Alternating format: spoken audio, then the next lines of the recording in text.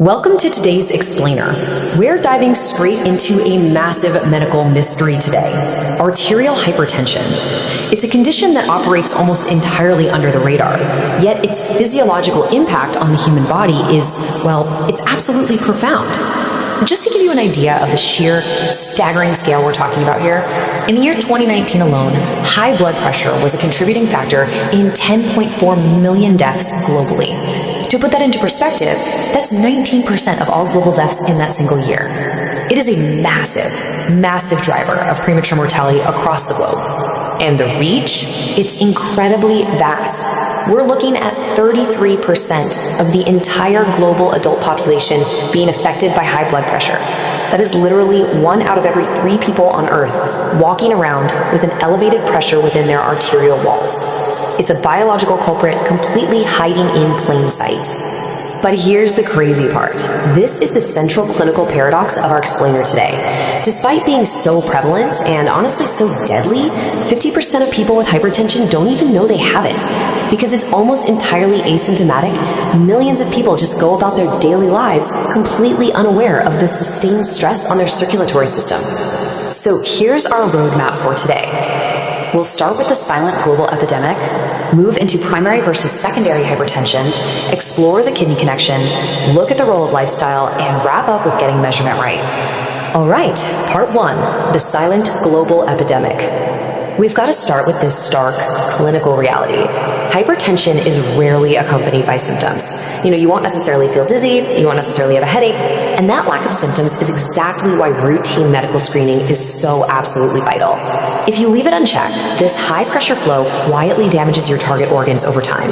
We're talking about the thickening of your heart muscle, damage to the super delicate blood vessels in your brain, which spikes your risk of stroke, and the slow destruction of the filtration system in your kidneys. Moving on to part 2, primary versus secondary hypertension. When you actually break down the causes, the data is heavily skewed. Primary or essential hypertension accounts for a massive 90 to 95% of all cases.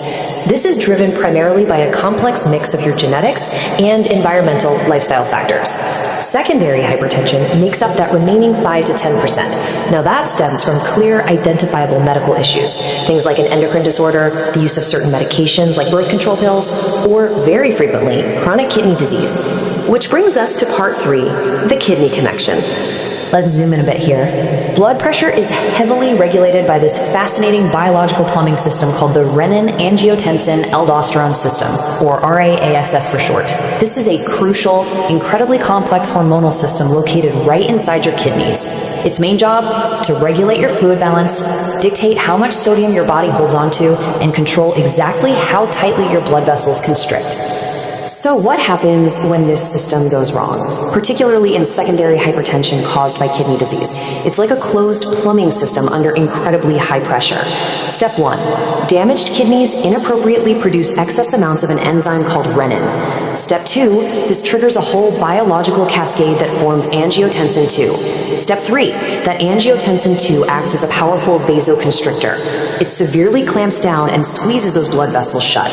And finally, step 4, with those vascular pathways artificially narrowed, the pressure inside the entire system rapidly spikes. It creates a really high-stakes chemical tug-of-war happening right there in your blood vessels. In a healthy system, you've got a precise equilibrium. But damaged kidneys, they create a dangerous biological imbalance. Actually, it's more like they strip away the nitric oxide. That's the chemical acting as a vasodilator to relax and open your blood vessels. At the exact same time, they pump out way more endothelin, a potent vasoconstrictor that squeezes them shut. Your blood vessels are literally losing their ability to relax. Okay, let's zoom back out. Part 4, the role of lifestyle.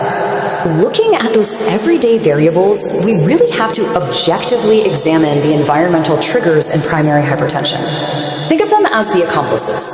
Excess dietary salt pulls more water into your blood vessels, which pumps up your overall fluid volume and pressure. Physical inactivity and high body weight, they basically force your heart to work much harder just to pump blood. Smoking damages the actual lining of your artery walls, and alcohol consumption is directly linked to elevated blood pressure in a dose-dependent manner. These are the day-to-day variables that so often push a genetic predisposition right over the edge into clinical hypertension. Now here's a really surprising fact. It's not just about what we consume, but how our bodies handle it, especially when it comes to salt. Roughly 25% of the hypertensive population has what's called non-modulating or salt-sensitive hypertension, meaning their bodies biologically do not process and excrete sodium efficiently. For these folks, restricting dietary salt isn't just a good idea. It is a critical, absolutely necessary tool for improving the efficacy of any blood pressure medications they might be taking. Finally, part 5, getting measurement right. I want you to think back to your last doctor's visit. Seriously, picture it. Did your medical professional actually follow these incredibly specific, strict measurement guidelines? To get a true reading, you have to be seated quietly for at least 5 minutes without talking. Your back must be supported, your feet flat on the floor, legs uncrossed, the cuff has to be on a bare upper arm, and that arm must be perfectly supported at heart level. If they skip these steps, the reading is highly likely to be entirely inaccurate. And to prove just how unbelievably sensitive this measurement is, get this. Simply having a full bladder can falsely increase your blood pressure reading by up to 15 points on your systolic pressure and 10 points on your diastolic pressure. Just needing to use the restroom can literally mean the difference between a healthy diagnosis and being prescribed a medication you might not actually need. It really highlights exactly how easily improper technique can lead to a misdiagnosis.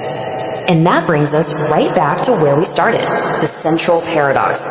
Half of the people out there with hypertension have absolutely no idea that this condition is quietly damaging their vital organs. So I'm going to leave you with this question to think about. When was your last accurate check? Because now, armed with the knowledge of how to measure it correctly, it might just be time to take charge of your cardiovascular health.